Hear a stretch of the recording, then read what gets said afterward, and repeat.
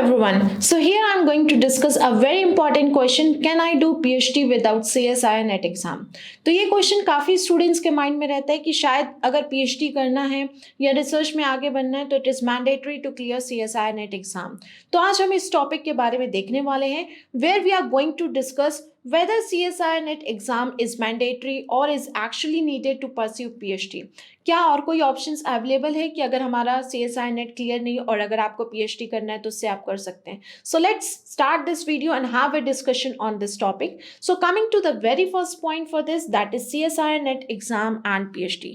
Firstly, we'll see what is CSIR net exam and what is PhD. So if you see, CSIR is an agency that conducts the exam. So who is conducting this CSIR net exam? That is CSIR conduct करवाता है ये exam को. What is net? Net is defined as a minimum eligibility to teach in college and university. Net एक qualification है जो कि हमको एक research phase में या हमको teaching के line में enter करने के लिए एक minimum eligibility है. What is JRF?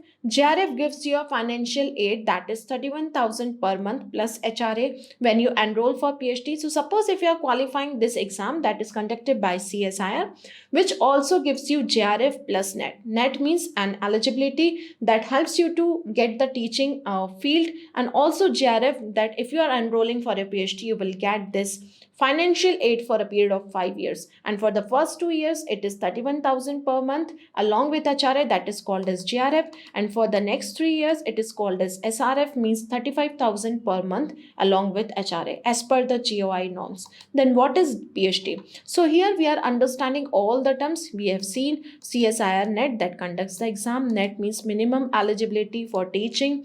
What is JRF means financial aid. And now coming to PhD, what do you understand by PhD? PhD is nothing but a doctoral degree that is for the minimum of 5 years. So this is all about the terminologies, that is CSIR net exam and PhD. Now you can see, if you have to start your PhD, then you have to at least have that JRF. Now is CSIR is the only source that give you a JRF? क्या CSIR qualify करके ही आपको JRF मिलेगा and only then you will be able to pursue your PhD? So now we are going to see the second point, why to clear net exam and it's important. Now why it is important to clear this CSIR net exam? What is the importance of clearing this CSIR net exam? And suppose if you are not having that exam, are you be able to complete your PhD or to start your PhD? So we have to see that topic. Now firstly, coming to this question directly, we'll see what is the importance of clearing CSIR net exam. So let's come to the next topic, that is importance. And if you see, if you are clearing the CSIR net exam, the very first importance or their benefits or advantage that I personally believe that lot of satisfaction. आपको बहुत ज़्यादा satisfaction मिलेगा because you have cleared the master of all exams. बोलते हैं ना CSIR exams सारे exams का master है. Yes, you will get a lot of satisfaction after clearing this exam. You will get the sense of achievement. आपको एक आएगा कि आपने actually में एक कुछ हासिल किया. You have got the biggest achievement. You will develop that power to believe in yourself and capabilities. आपको एक capability में believe होगा. You will also be confident while preparing for other institutional exam. अगर आप चाहते हो कि आपको कोई और एग्जाम लिखना है, कोई और यूनिवर्सिटी का एंट्रेंस एग्जाम लिखना है, उसके लिए आपके पास बहुत सारा कॉन्फिडेंस आएगा, आपका कॉन्फिडेंस बूस्ट होगा. Means you will have that capability और confidence of clearing that exams too because you have cleared CSIR net exam. Tells about your educational standing and merit. अगर आप CSIR नेट क्लियर करते हो, उससे आपको पता चलता है कि आपका एजुकेशनल स्टैंडिंग और आपका मेरिट क्या है, आप कितने होशियार हो पढ़ाई में, आप आगे जाके रिसर्च को कैसे परफॉर्म करने वाले. So it is all about going to say for your educational standing as well as merit. So once you qualify the CSIR net exam, suppose you want to pursue your PhD from some university, not CSIR labs or DVT, so that time you have to appear for written test for that particular university. But if you are qualified this CSIR net exam, so you no need of attending any of the university written test. That time you will be exempted from the test. You only have to appear for the interview. So generally exempted for written test for PhD those who are qualifying CSIR net exam. What is the other benefit? Sponsored as a scholar by government. अब government से 5 years के लिए funding आती है, fellowship आती है. Means you are sponsored as a PhD scholar by government, जिसमें आपको JRF मिलता है for the 2 years, and for the next 3 years you will be getting SRF. You will also have a chance to pursue your PhD in India or abroad. जिसके पास net नहीं है उनके पास भी है, but if you are having net उनको बताएगा कि आपके पास कौन सी कैपेबिलिटी है और आपने एक एग्जाम क्लियर किया है, means you are having that technical expertise, you are having that research aptitude skill, तभी आपने ये एग्जाम क्लियर किया है. So you have a lot of chances in India as well as abroad. You will get placements everywhere, you will be hiring for lectureship position और किसी भी position में जहाँ पे आपको प्रेफरेंस मिलेगी. And this is one of the way to pursue your PhD. Means we have seen the CSI NET exam, its importance means it is one of the way to pursue PhD. अब फिर से वही question आता है, can I do PhD without CSI NET exam? अगर ये एक वे है PhD को परस्यू करने का, is it possible to pursue your PhD without this exam? So now we are going to see then is it possible to pursue PhD without NET? अब ये question आता है जो कि हमारे डिस्कशन का टॉपिक है. So certainly yes, but options other than CSI NET. There are various other options that is other than CSI NET exam और आप उनके थ्रू अपने PhD को परस्यू कर सकते हो. So there are many universities and college जो कि अपना written test कराते हैं for PhD. Suppose if you have not qualified this CSI NET exam, लेकिन आपके पास सारा नॉलेज है, आपने उस एग्जाम में अटेम्प्ट हुए, आपने उसमें अपीयर हुए, आपने वो सारी चीज़ों को पढ़ा, आपने जो भी सिलेबस पढ़ा that is going to help you for the institute exam, university exam और जहाँ पे भी आप अप्लाई करने चाहते हो for your PhD. So this time you have another opportunity जहाँ की आप यूनिवर्सिटी एंड कॉलेज में अपीयर हो सकते हो for the exam.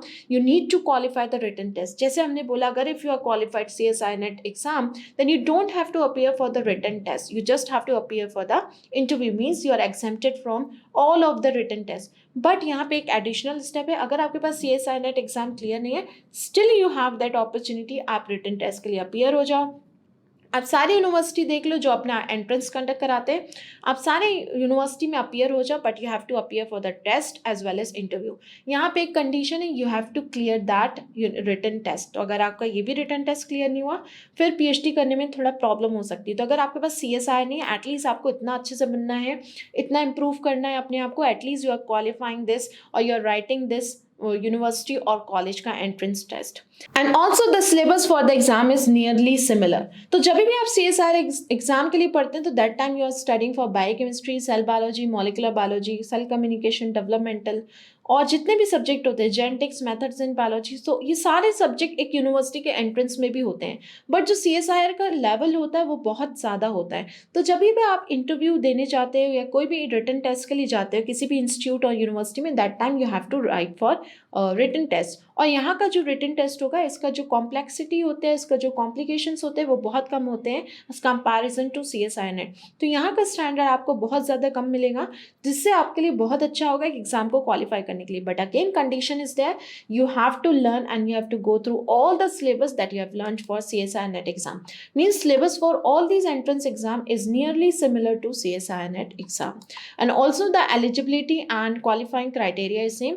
Also qualifying and eligibility criteria, that is you should have masters along with 55% aggregate during your masters, nearly remains the same. So that is also same, no need to worry. If you have not qualified CSI NET exam, still you have one more opportunity.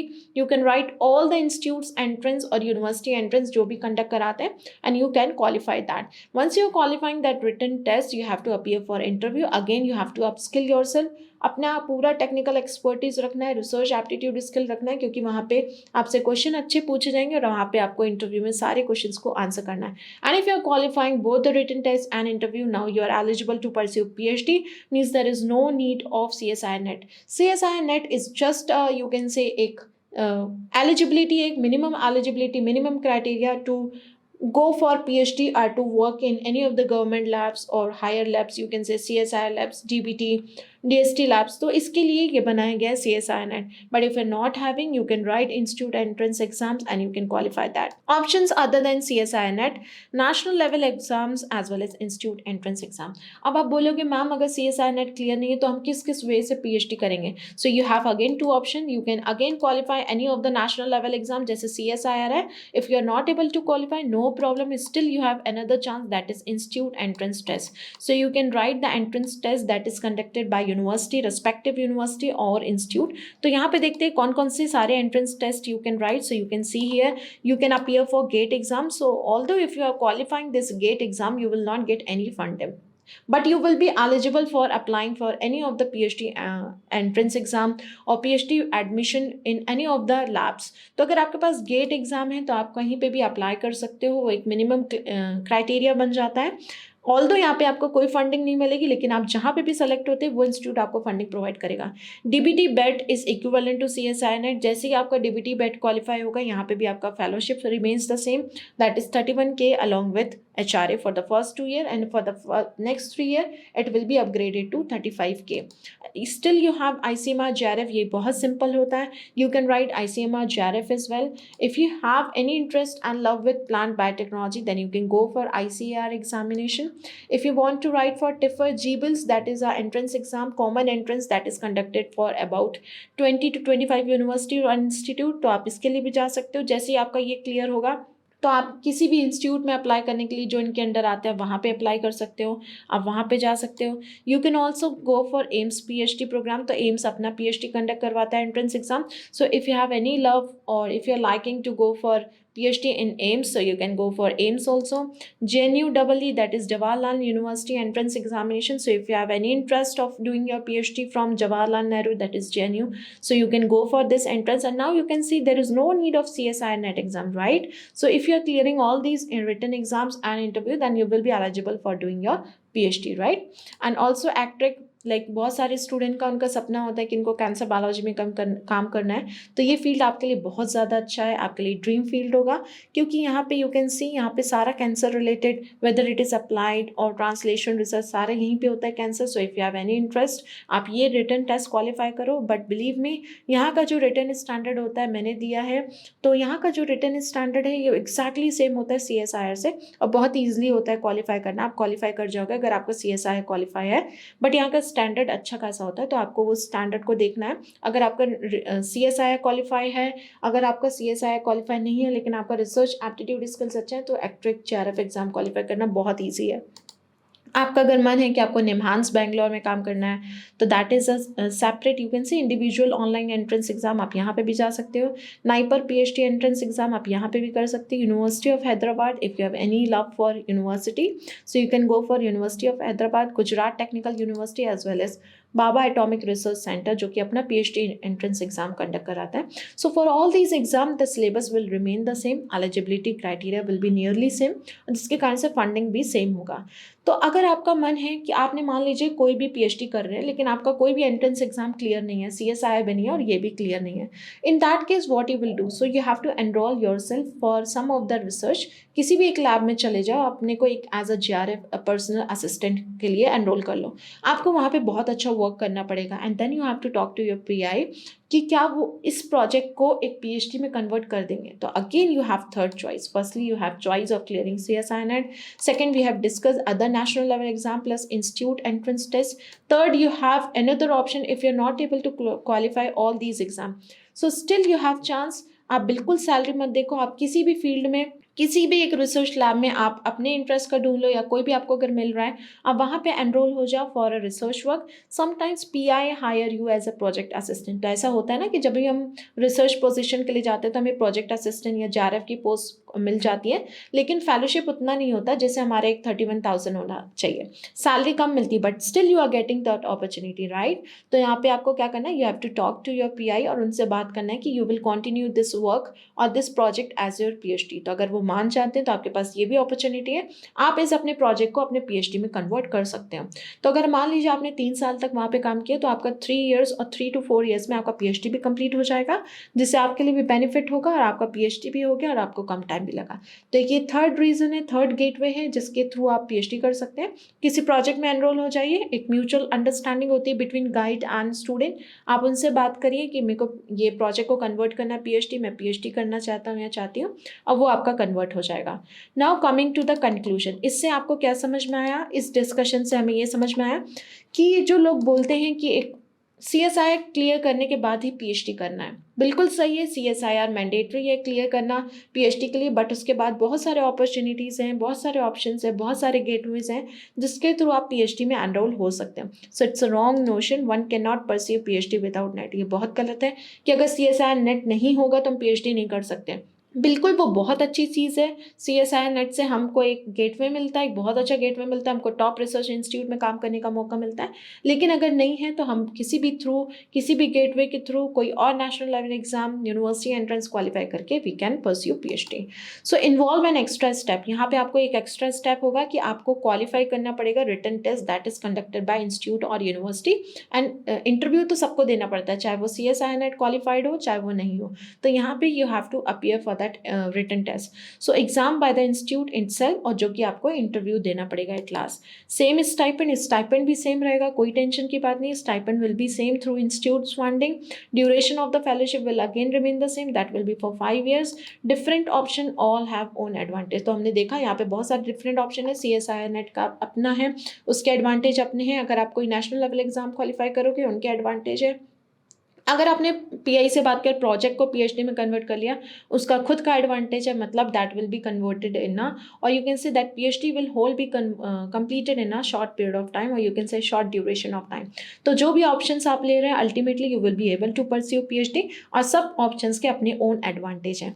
तो आज से क्या मांगना है कि CSIR net एक mandatory criteria है PhD को करने के लिए टॉप इंस्टीट्यूट में। अगर आप चाहते हो कि हमें इंस्टीट्यूट से करना है या कोई और नेशनल लेवल एग्जाम क्वालिफाई करना है, तो सीएसआईआर से रिलेटेड और भी नेशनल लेवल एग्जाम है, जैसे डीबीटी, आईसीएमआर, आईसीआर, आप ये सारी चीज़ों को क्वालिफाई कर लीजिए, and ultimately you will be able to complete your और परस्यू योर गोल। सो ये सारे टॉपिक के बारे में था, तो मैं उम्मीद करती हूँ आपको समझ में आया होगा। और जो भी स्टूडेंट पैनिक हो रहे थे कि मेरा सीएसआईआर क्लियर नहीं है और मुझे पीएचडी करना है, मैं क्या करूँगी, आप बिल्कुल दूसरे ऑप्शन के साथ जाइए, आपको दूसरे ऑप्शंस मिले हैं। डीबीटी कंडक्ट होता है, ICMR you right for that, and if you have any interest in institutes, तो आप उस एग्जाम के लिए लिखो और उसको क्वालिफाई करो। So this is all about the topic. I hope the topic was beneficial और आपको इससे कुछ समझ में आया होगा। अगर आपको समझ में आया है, इस वीडियो को लाइक ज़रूर करें, अपने दोस्तों तक शेयर करें, सब्सक्राइब कर दें हमारे चैनल दैट इज़ बायोटेक्निका को।